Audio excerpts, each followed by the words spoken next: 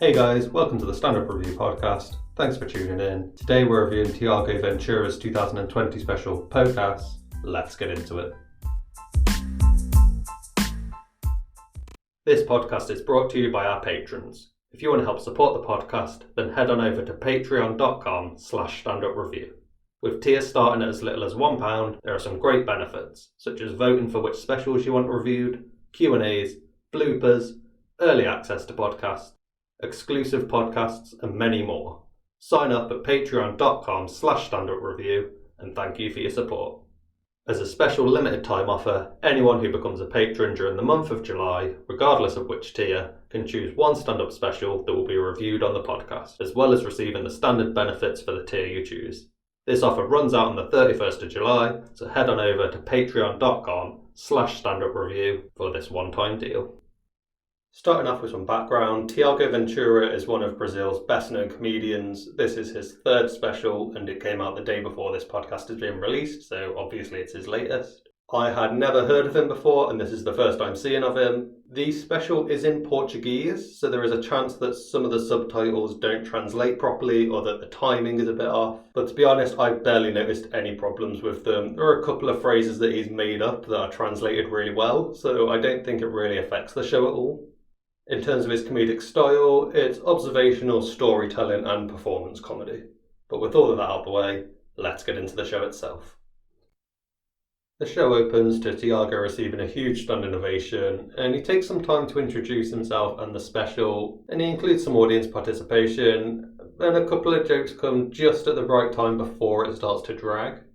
For the first bit of the show, he goes through 4 different topics using audience participation to set them up, and they're all done really well, and he keeps them short enough to be funny. There's not really a lot to get out of them, and he structures them well enough that they don't drag on too long. At one point, he makes a reference that I don't get, but it's very obviously funny if you know the person he's talking about. This is a good way to start the show. There's some basic topics, and they get funnier as he goes along, and as someone who's never seen him before, it's a great way of slowly introducing you to his style of comedy.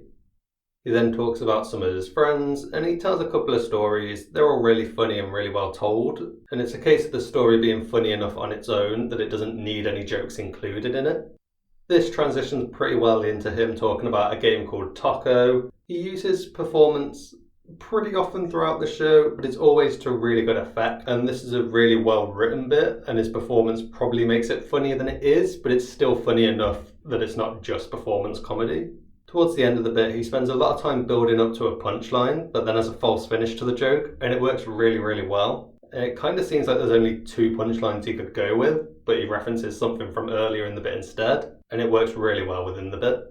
Afterwards, he switches it up and starts talking about Michael Jackson, and this bit starts off with a story, and then he gets the audience involved and hits them with a brilliant bait and switch. He takes some time in the middle of this bit to make a serious point, and it works because he does it in the middle, and he makes jokes before and after it, but by taking a little bit of time in the middle without jokes, it means that when he does make the jokes, it's very obvious that he was being serious in that bit. And the seriousness doesn't drag or take too long, and the fact that it's a really funny bit outside lap means that, again, that serious moment doesn't affect it at all. It's a really good example of how to do it well.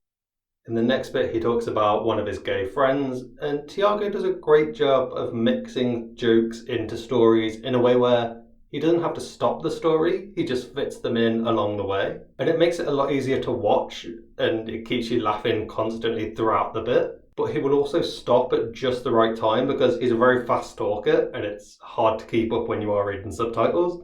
But he finds very natural places to take a break, and it's always with something funny that he'll sort of lead into the break. There is another fairly serious message spread throughout this bit, but he doesn't make it as obvious, or at least doesn't talk about it so directly as before. And there are a lot more jokes, and because it's about a friend of his, he probably feels a lot more comfortable joking about it, but he still gets the message across, and this time without having to take any significant time away from telling jokes. It's extremely well done. There's then a weird moment where he talks about his friend's death, and this brings the mood down, obviously, and he takes a moment to talk about dark humour before instantly coming back with a great joke that brings you right back to comedy. He links this really well into talking about growing up poor and then becoming famous. He has a serious undertone, but as I said before, he's constantly telling jokes, so you kind of have to mould the message yourself. Another thing here is that he does a really good job, throughout the special, of whenever he uses specific references that other people might not understand, he still makes it obvious enough what he's trying to get at. For example, he talks about branded and unbranded foods, and even though you don't know the brands he's talking about, you still get what he's saying. And considering that the special is on Netflix, so people outside Brazil are more likely to see it, he does a good job of balancing the two so that the audience there get it, but anyone around the world will still know what he's talking about and still be able to laugh about it.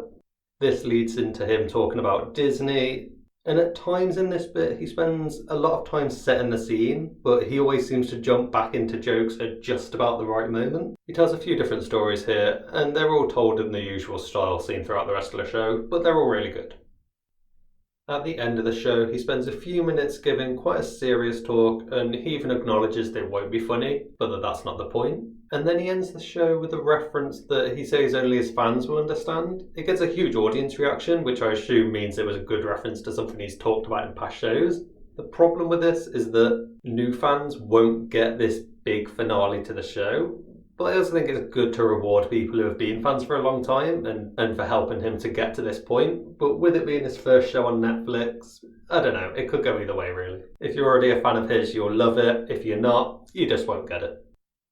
A few extra things to talk about. There are not many callbacks, but when he does use them, they're brilliant. They're pretty much always used as punchlines, which is hard, but he does it really well and seems to know what is funny enough to be worth using. His transitions, some of them are seamless and some of them he just moves on to the next bit, but they're never awkward and he never tries to force anything. And the general structure of the show was also brilliant. Everything flowed really well together and it was clearly very well thought out. As for the audience, they were clearly huge fans of his already and they laughed at all the points you would expect.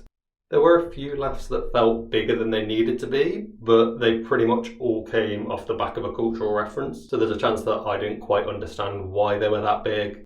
Or it could have been because this is going to be seen globally, specific references can mean a lot more to an audience that isn't used to that global scale. But it was never anything too off-putting. So overall, this show is great. I really enjoyed it. His style of storytelling is so good. He's very charismatic and can bring stories alive. He also gets the line between jokes and performance pretty much perfect. It was difficult to follow properly at times because I had to keep pausing to write notes and couldn't just listen as I wrote because I don't understand Portuguese. But I'll probably watch the show again for my own enjoyment, so given that I'm going to watch it again, and I'll definitely be checking out his other shows, it pretty much has to have a high score. I'm a little bit torn between an 8 and a 9, and I might change my mind when I rewatch it, but for now, I'm going to give it an 8 out of 10.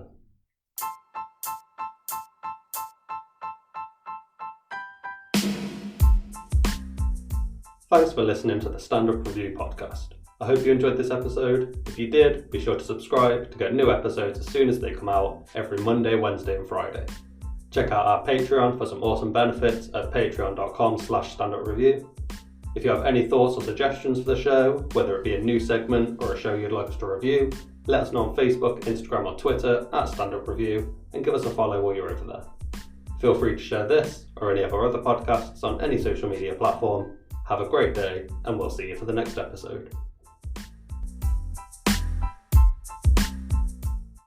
This podcast is made possible by our patron, Brad Oldfield. If you would also like to support the podcast, head on over to patreon.com/standupreview and thank you for your support.